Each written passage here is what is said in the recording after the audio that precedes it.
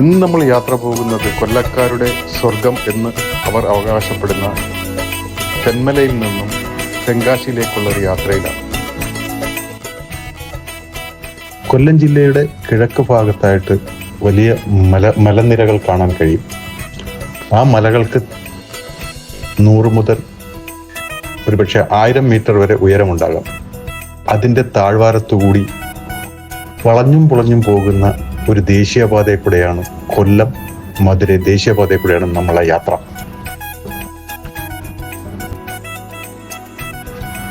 അതിനെ കൊല്ലം തിരുമംഗലം ദേശീയപാത എന്നുകൂടി ഒരു പേരുണ്ട്. ഇന്ന്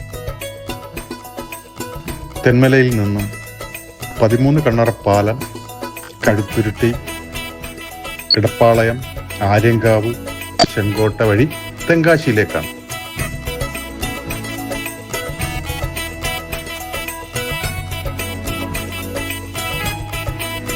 നമ്മളീ കാണുന്നത് 13 കണ്ണറ പാലമാണ്. പണ്ട് കൊളോണിയൻ കാലഘട്ടം ബ്രിട്ടീഷുകാർ അവർ നിർമ്മിച്ചതാണ് ഈ പാലം. 102 മീറ്റർ നീളവും 5 മീറ്റർ പൊക്കത്തിലുമായിരുന്നു അന്ന് നിർമ്മിച്ചിരുന്നത്. ഇത്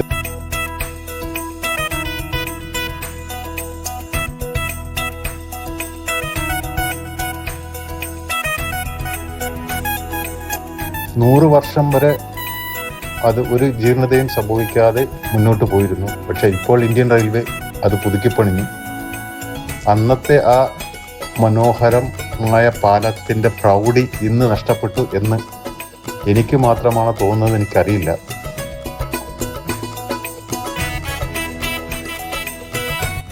തെന്മല വളരെ മനോഹരമായ സ്ഥലമാണ് കേട്ടോ. തെന്മല ഡാം, സെന്തിരുവി വന്യമൃഗ സംരക്ഷണ കേന്ദ്രം, പിന്നെ Thenmala eco tourism, Palaruvi, Ambanad estate. ഒരുപക്ഷെ കൊല്ലം ജില്ലയിലെ മൂന്നാർ എന്ന് പറയാം ഈ അമ്പനാട് സ്റ്റേഷന്റെ താഴ്വരകൾ.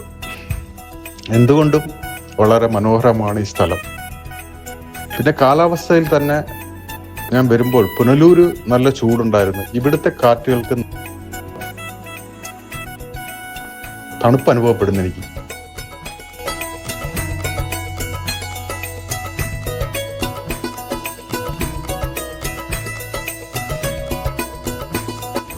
ആര്യങ്കാവ് എന്നാൽ 1000 കാവുകളുടെ സ്ഥലം എന്നാണ് പഴമക്കാർ പറയുന്നത്.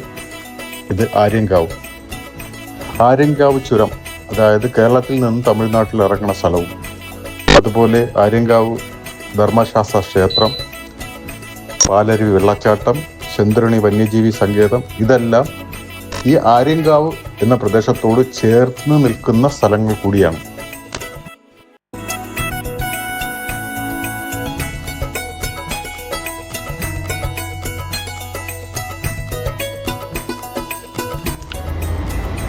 ഒരു പൈപ്പ് നമ്മൾ എങ്ങനെയാണോ എസ് ബെൻഡ് ഉണ്ടാക്കുന്നത് അതുപോലെയാണ് ഈ റോഡ് രൂപകൽപ്പന ചെയ്തു വെച്ചിരിക്കുന്നത്. ഈ റോഡിൻ്റെ എസ് വളവ് തീരുന്നത് ആ എൻഡിൽ തന്നെയാണ് റെയിൽവേയുടെ ഓവർ ബ്രിഡ്ജ് പോകുന്നത്. ഹെവി ഡ്രൈവർമാർക്ക് വലിയ ബുദ്ധിമുട്ടുള്ളൊരു സ്ഥലം കൂടിയാണ് ഈ എസ് വളവ്. എസ് വളവ് കഴിഞ്ഞാൽ നമ്മൾ തമിഴ്നാടിൻ്റെ താഴ്വാരത്തിലേക്ക് എത്തുകയായി.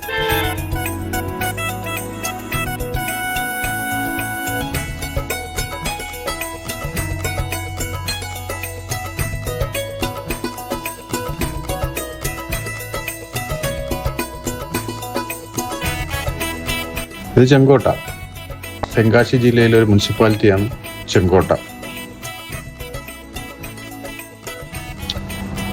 1851 ചെങ്കോട്ട യഥാർത്ഥത്തിൽ തിരുവിതാംകൂറിൻ്റെ ഒരു ഭാഗമായിരുന്നു. പിന്നെ 1921 ചെങ്കോട്ട മുനിസിപ്പാലിറ്റിയെ രൂപീകരിക്കുകയും അതിനു മുമ്പ് തമിഴ്നാട് എന്ന സംസ്ഥാനത്ത് സ്വാതന്ത്ര്യം കിട്ടിയതിന് ശേഷം അതിൽ ലയിക്കുകയാണ്. കൂടുതലും തമിഴ് സംസാരിക്കുന്ന ജനങ്ങളാണ്. എന്നാൽ മലയാളം അവർക്ക് സംസാരിക്കാനും മനസ്സിലാക്കാനും ഉള്ള കഴിവുള്ള ജനങ്ങൾ കൂടിയാണ്. ഒരുപക്ഷെ മലയാളികളുടെ അന്നദാതാവ് എന്ന് വേണമെങ്കിൽ കൂടി പറയാം. ഇവിടെ വിളയിക്കുന്ന കാർഷിക വിഭവങ്ങൾ കൊണ്ടാണ് നമ്മൾ ജീവിക്കുന്നത് തന്നെ.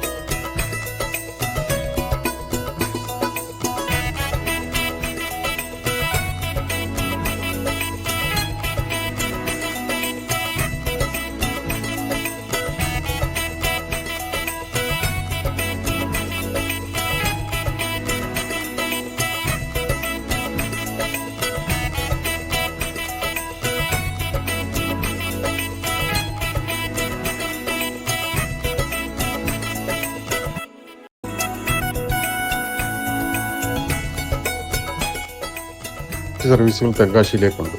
തിരുവനന്തപുരത്തു നിന്നും, കൊല്ലത്തു നിന്നും, കോട്ടയം, പത്തനംതിട്ട, ആലപ്പുഴ, എറണാകുളം എന്നീ ജില്ലകളിൽ നിന്നും തെങ്കാശിയിലേക്ക് KSRTC സർവീസ് നടത്തുന്നുണ്ട്.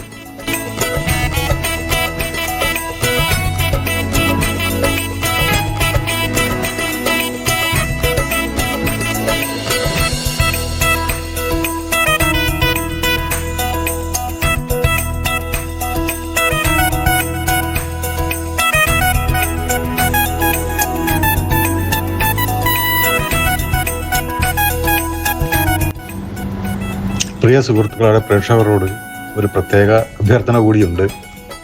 നിങ്ങൾ വീഡിയോ കാണുന്നതെങ്കിൽ എൻ്റെ ഈ യൂട്യൂബ് ചാനൽ ഒന്ന് സബ്സ്ക്രൈബ് ചെയ്യാൻ താഴ്മയായി അപേക്ഷിക്കുന്നു. അതോടൊപ്പം ലൈക്ക് ചെയ്യാനും ഷെയർ ചെയ്യാനും കമൻറ്റ് ചെയ്യാനും താല്പര്യപ്പെടുന്നു.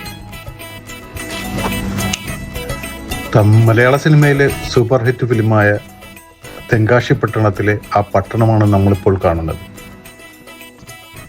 2019 തിരുനെൽവേലി ജില്ലയിൽ നിന്നും രൂപമെടുത്തൊരു ജില്ലയാണ് തെങ്കാശി. ഈ തമിഴ് ജനത നല്ല രീതിയിൽ അധ്വാനിക്കുന്നവരാണ്. വളരെ ഏറെ കർഷകരുള്ളവരും അതുപോലെ തന്നെ വ്യവസായികളുമാണ്.